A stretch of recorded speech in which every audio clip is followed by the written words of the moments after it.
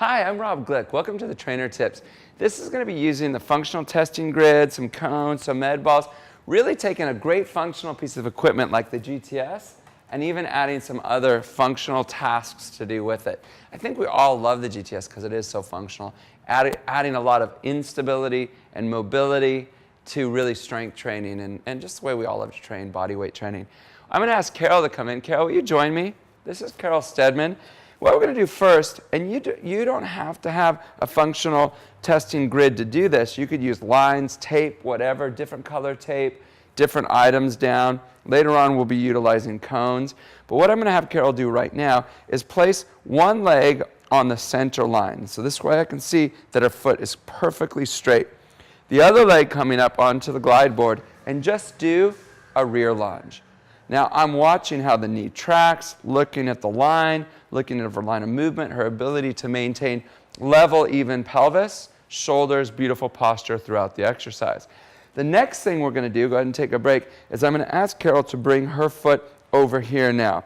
So now she's on what is the 90-degree line to the left side of the grid, and she's going to press back. So still working off that same leg. The knee's still tracking right down the midline of the foot, but she's on a different angle. Now here's the thing you got to remember. We have always work lunges in the exact same line, but we don't walk, we don't step, we don't do life like that. So we want to start training through different angles. Now let's go ahead and try it, not quite as extreme. Let's come to the 150 line, same leg going back on the same line.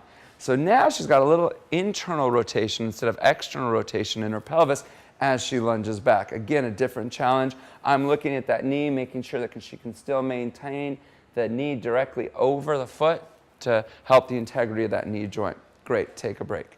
Now what we're going to do is add some simple tasks to this. So first I've got some cones here, and you can use different size cones. Bigger cones actually make it a lot easier for your client, and so as they get better at the stability challenges, you can just decrease the size of the cones. I'll put the cones in different places on the grid. Let's go ahead and take your body up into a lunge. And now just using your right hand, I want you to touch the cones as you lunge back.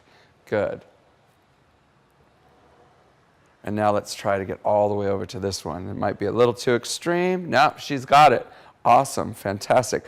Now, same lead leg, same front leg, other arm. So before we change legs, or you can change legs and then change arms, depending on their fatigue rate and if their legs are getting too sore. Woo! Get across to it. Get across to it. Oh, good job. Take a break. And you can imagine if that cone were any smaller, forget it.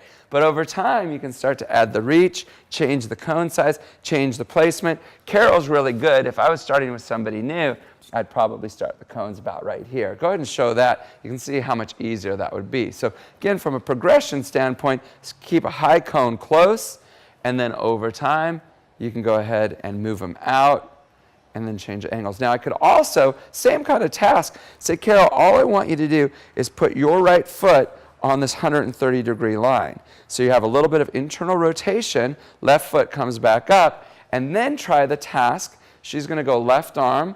Coming over here is going to be tough with that internal rotation, but it creates a whole new kind of challenge. Very functional, very lifelike. So many times you're planning, you're reaching, you're planning, my foot's not straight, reaching, so she's training where I can really watch her angles. Now she's taking that leg, putting it on the 210-degree line, knees tracking right down the midline of the foot, and doing a variety of tasks with each arm and each leg. Really great way to train functionally. It gives you a lot of different options, a lot of different varieties. The next thing that we'll do is do the same functional grid, and we'll take a med ball. So now go ahead and take the medicine ball, and now what I'm going to have her do is add weight to that outer lever. So her core is going to have to really brace as she reaches out. Just do some traditional lunges at first, getting back into stability. You can already see right there. So probably I won't add any more tacks. No. Go ahead and do another one.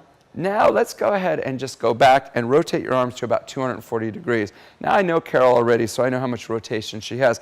On a first-time client, I might say, hey, just rotate to about 210 degrees, and then on the next one, we'd come right here to about 135, depending on their ability to stabilize. But it gives me some feedback. I can see over time, can I get them to increase the rotation with the weight and use the grid for all that feedback? Now let's go ahead and take the medicine ball and just reach it down in front of us. So touch the med ball out toward the 70-degree line. Now touch the med ball 70 degree on 210, and now touch the med ball 70 degree on 150.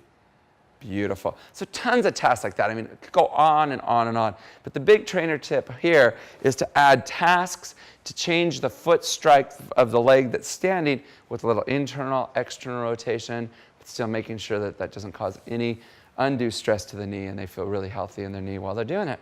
Great job, Carol. Hope you enjoyed this trainer tip. I think it's a good one.